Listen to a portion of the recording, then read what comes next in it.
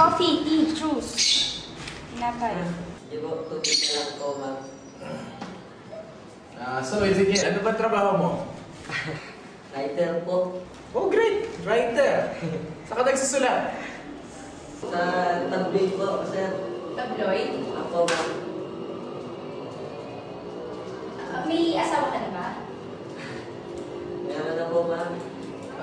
Anak. Sa po, sir. Nasuporta mo naman sila sa pagsusulat mo. Actually, sir, wala na po sila eh. Iniwan nila po ako.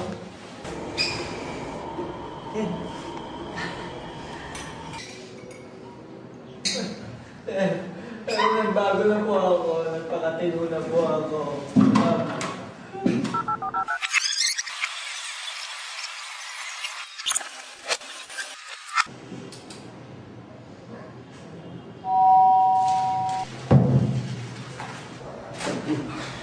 Si Ezekiel!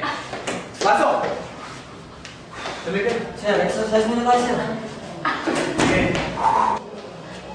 Upo ka! Upo ka! Buka. Ma'am. Coffee, juice.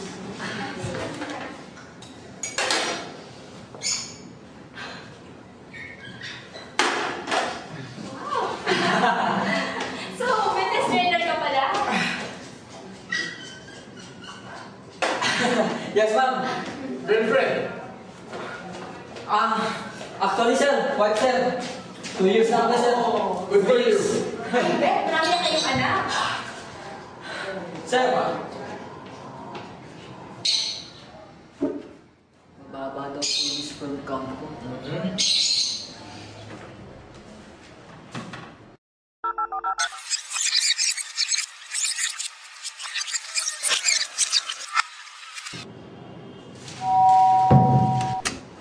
Yeah, boy! 1, 2, 3, 4. Bato-bato sa langit at tamaawag. Magalit pa, walang nakasimangot. Pakalalo kang pumangot. Break it down.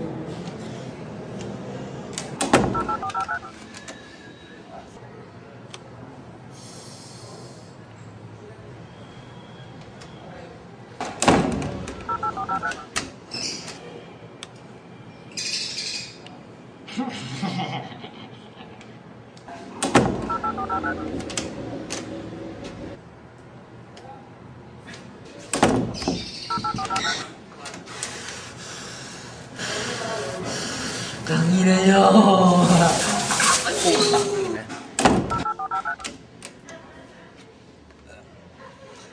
Si Ezekiel! Pasok.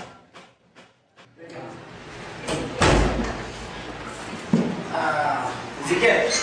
Ano naman ang trabaho mo? Sir, actually, may-ari po ako ng bangko. Good. Pamilya mo? Meron po ako 5 anak. Tsaka po, nakakaganda po yung mga anak ko. Tsaka yung isa, mana-mana sa akin. Guwapins. Good. Naman. Buti yan.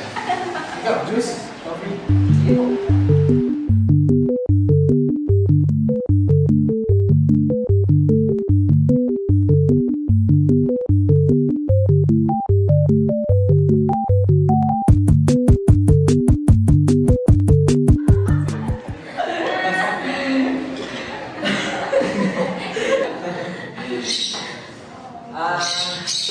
ma'am, sir, tanggap na po ba? Of course! Definitely. Pwede po. So, ayun naman pala yung pamilya ko. Wala tayong problema na. Oo naman po. Saka yung mga business ko po, bala ko mga pagpagawa. Malay ko, Ezekiel. Tanggap Kamusta naman ang parents mo? Opo. Parents ko po. Parents. Actually, my parents are both dead, sir. What happened? Paano ba naman ang parents mo iyo? Kasi po yung dad ko there. Tapos, pinatay po siya ng asawa ng kapatid. Kabit?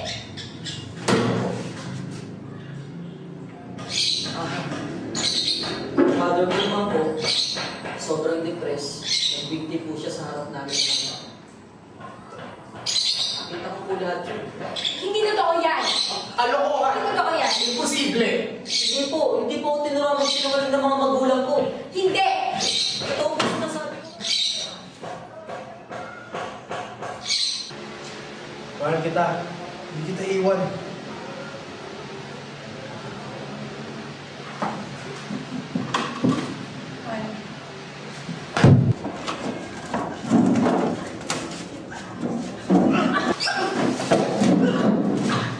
Kung ayaw mo sa akin, ayaw ko na rin sa'yo!